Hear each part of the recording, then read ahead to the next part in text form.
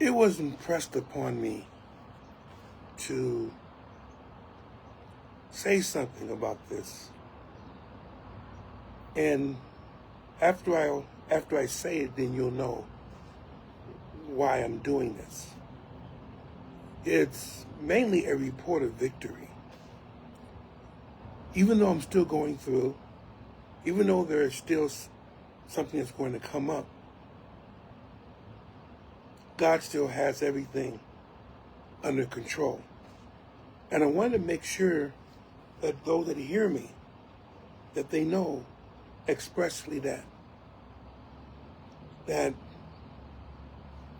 matter what takes place, God has it under control. He can bless through others. He can bless through circumstances.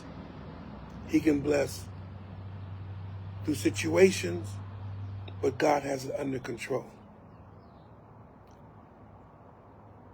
When I was first told I needed to have surgery on my back, and I said, okay. And I wasn't really scared about it. Some people are. I've heard the horror stories about back surgeries not being successful, and it looks like it's quite a few that are not. Or maybe we expected too much of them. And so when we didn't get instant and lasting relief, then we got upset. Not saying that we don't have a reason to be upset, but knowing that backs are tricky. And I've always been told that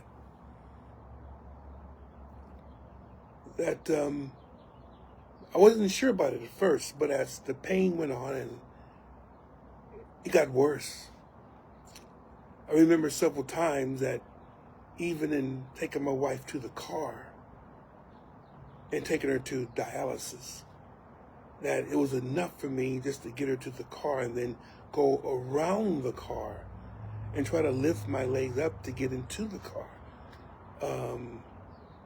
Sometimes I felt like I just wanted to fall in the middle of the street. And so when I was told in October of last year that I could not have back surgery until I had my neck surgery, I was actually greatly disappointed. I felt like essentially I was being resentenced or something. It hurt because my back hurt.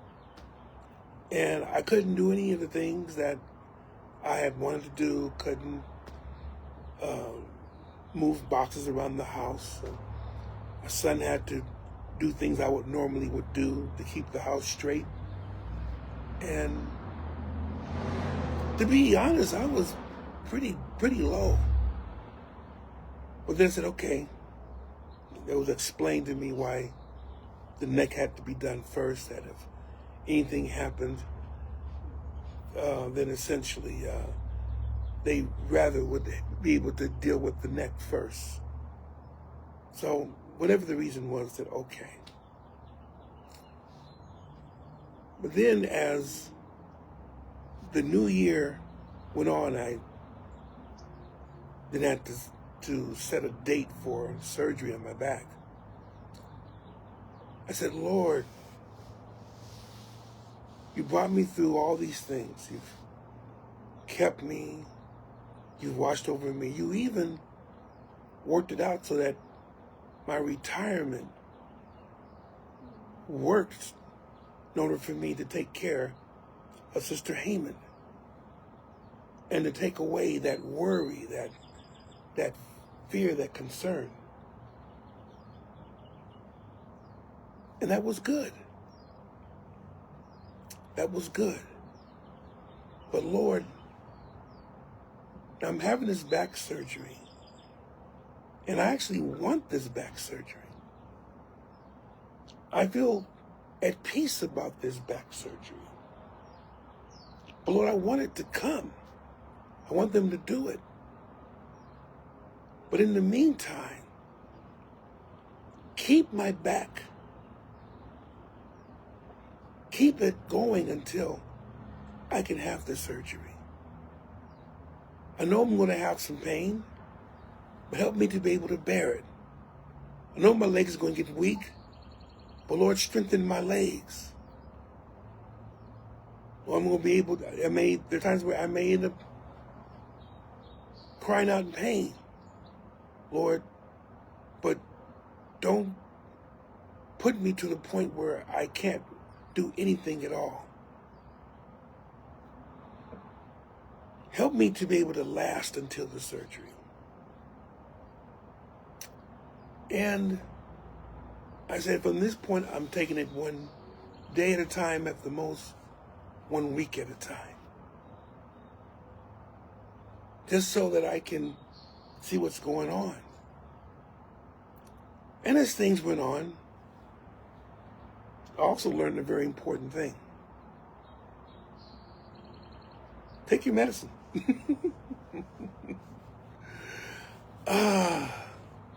When it's required of you to take it, take it. You have to remember, when lepers were healed in the Bible, they didn't just go skipping down the way and that was it. They were told to show themselves to the priests. That, yes, you may feel healed, but let the priest see it. Because the priest knows how to look for various signs that leprosy is not in remission, it's not gone, it's still there. But if you get the okay from the priest, then yes, you're healed. And so the doctor's not just the one that tells you you're healed, but the Lord can use them in a certain way, like the priests were used during the days of the children of Israel, so to speak. And in that case, you go to the doctor, them to see and to confirm what's already taken place. So, if you are taking pills right now, you may be taking a lot of pills, and I understand that they can have side effects, and you want to be able to work with the doctor to let them know. That's why they say complaints. It's not that you're, oh, I hate this and I hate those. Complaints are just saying that this is what's going on with me. I'm letting you know that the doctor wants you to voice your complaints. Maybe your husband or your wife doesn't want you to voice the complaints. Maybe your friends or your pals don't want you to voice your complaints. Maybe your parents or your children don't want you to voice your complaints. But the doctor said, yeah, go ahead and voice them. Because they need to know, this is what's going on with me. Now, don't say anything that's only in your mind, but voice what's going on in your body. But in any case, the key here is this. The Lord's also given men the ability to heal with various, again, procedures and medicines and so on. They learned your body. So we use it. Kind of reminds me of the old story. I'm sure you heard about it, about the guy that fell in the water and they were thrown a life preserver, they were thrown a raft, they were thrown various things. And he kept saying, I'm waiting on God, I'm waiting on God. And of course the man drowned. And the guy, when he gets to heaven, asks God, Lord, I believed you. How come you didn't come and help me? And God said, yes, I did help you. He said, no, you didn't. He said, yes, I did. I sent the life preserver. I sent the raft. I said, and so on. So the Lord sends things to us to help us. The Lord puts things upon this earth to help us. And we have to realize that God puts these things here to help us. Even if we're using men, even if you're using pill or medicine, and you may ask God, Lord, Help me that I don't have to take so many pills. That's a valid prayer. But it doesn't mean that you take pills that you don't believe in God. Yeah, you believe in God. You believe God also put you in position to receive help from this. And that's okay. You're not losing faith. You still believe God, because God works through these things. Works through the surgeon whose hands are being used to repair whatever part of your body is trying to repair. We don't want to charge God with folly. We want to give God praise and honor in everything that happens. So God makes sure things happen for your good. But we have to accept it. So the Lord has slowly put me in a position where, Lord, I will accept anything from you. Even if it comes through man, I'm accepting it. That's my attitude now. And it's okay. But the thing that the Lord has helped me with, at the beginning of this period, in January, February, I was actually feeling pretty bad. And it's gotten so that I haven't been able to go to church for this time, not just because of Sister Haman's infirmity, but my own. Sometimes it's hard for me to get out of bed. My back just is excruciating. But if I put one foot past the other, I see where God helps. And I was just talking to a dear sister, or texting a dear sister, one who I look up to. She's wife of a dear brother of mine. I'm not going to give names just because I don't want to embarrass them. Not because of anything bad, but they may not want their names to be said. But in speaking with her, Lord told me, and I was telling her this very thing, that Lord's helping me.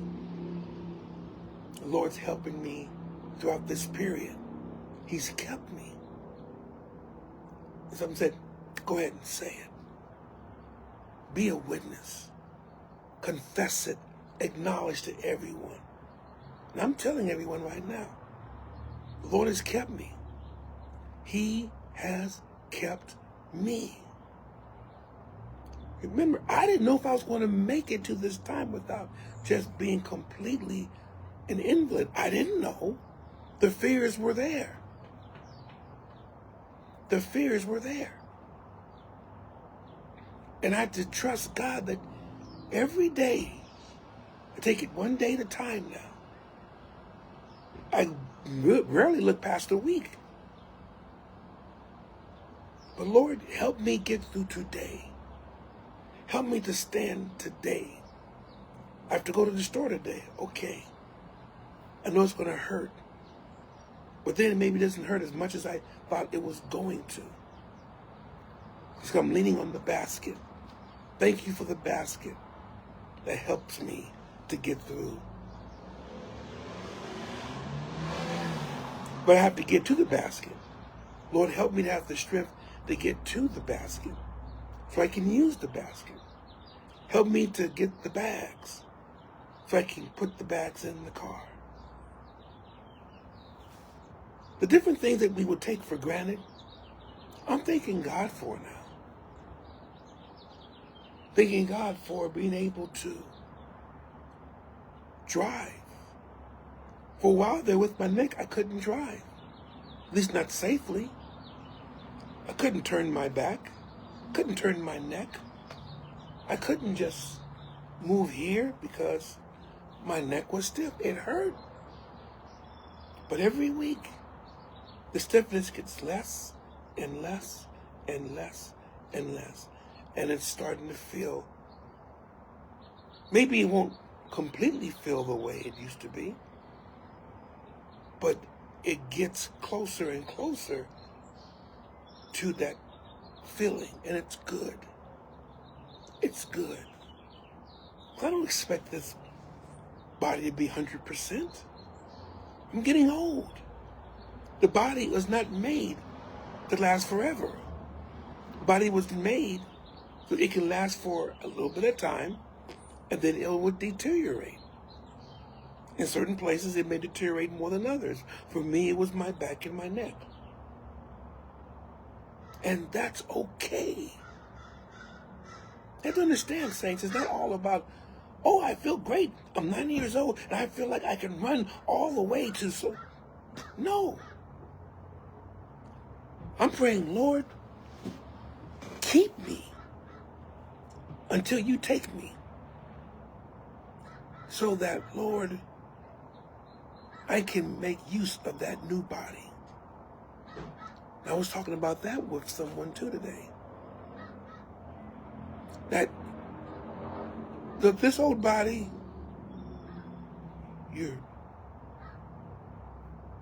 it's, maybe the hands can't hold things like it used to. I find myself dropping things more. My Lord. There are two hawks that's flying around, and you don't always see hawks, even in suburban areas. This lets you know that God, it's funny, these birds here actually are like they're confronting the hawks, like having them get out of there. It's interesting. Maybe it's because that small bird is trying to get the hawks away from the nest. But that could be also a mother's love, that she will challenge those who are even bigger than she is to make sure the nest is protected. My Lord, see, sometimes you just can look at things and you can get so many lessons from nature. That's another thing too. Nature, being that I'm taking one day at a time, a week at a time, I am able to see things more how the way it should be. And I'm thinking that God gives us lessons by portraying, because remember what he did with parables. He used the natural to explain the spiritual. And I find myself doing that more and more and more. The natural things I use to explain the spiritual. Of course, it has to be in the proper context. But maybe I don't do that if I'm going full bore and I'm not taking my time. I'm not thanking God for, we say, the small things. It may seem small right now, but maybe they were big at the time. In any case, God keeps. Some of you may be going through something right now. Maybe something hurts in your back. Maybe it's your legs that can't move.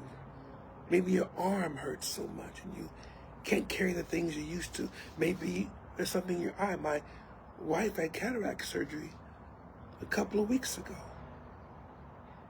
And I remember seeing the cataract in her eye, and when they diluted her eye, as they put dilution fluid in there, her eye just turned gray. It was cloudy. And that scared me. That she'd been trying to see through this. And the Lord gave her the patience just to be able to take it. And as I said before, she went through the cataract surgery. They said she didn't, they couldn't even put the general anesthesia on. Had to be local. And it still worked with her. She was a better patient than many of those who had received general anesthesia. But again, it's one step at a time. God brought her through the cataracts. She's also been going through, ever since she had the seizure, there have been things in her throat. There's all things that would impede her breathing. She's been checked for that. And yesterday, was it yesterday? No, it was Thursday. She did that. She went to the doctor's office and they put a tube right up her nose. And I know that was uncomfortable and I had to hold her because it hurt. But I could see the nasal passage. I could see their throat. And it was clear. The Lord had worked with her throat. See, you can't tell me that God's not real. You can't tell me that God can't do it.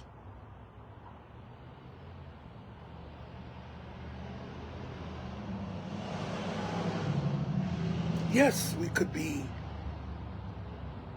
having 20/20 vision, able to run, walk, jump, and everything else. But is that what I really need to do? Lord, you're giving me strength for what I need to do. And I thank God that you're giving me that strength. Not necessarily what I always want to do, but what I need to do. I'm able to take care of my family, able to pay mortgage and the bills, able to go and get things for my wife to eat, get medication. Oops, I forgot. I got to pick up some medication today. I'll do that in the next few minutes. But at least got in my mind to do that. And she's okay. And God keeps you. Remember, he gives you what you need. Sister Briscoe, God bless you. Just letting you know, and everyone else, that whatever you need may not be what you want. Maybe you want this, but God gives you what you need. And as he gives you what you need, then that's where the blessings come in. That's where the praise comes in. That's where you see that God is good. Sister Phyllis, remember that. Maybe it may not be what you want, but God has given you what you needed. And because he gave you what you needed, then you praise him for that. As I said, God has kept me.